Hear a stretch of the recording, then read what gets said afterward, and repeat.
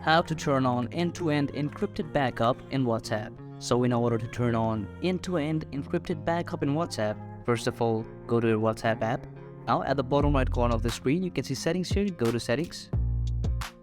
Now slide down, go to chats right here, click on it.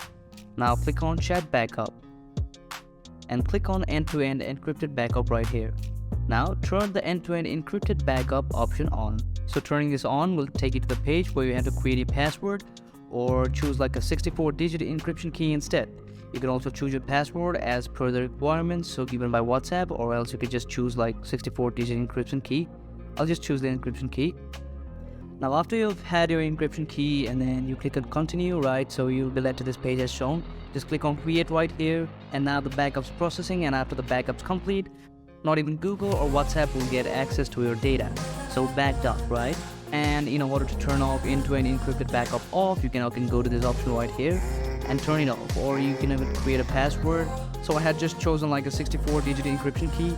If you would prefer to protect it with a password, then you can just simply create a password here by clicking on this option, or you can simply turn off the encryption backup by clicking on turn off option right here. That's how you turn on end-to-end encrypted backup in WhatsApp. Thank you very much.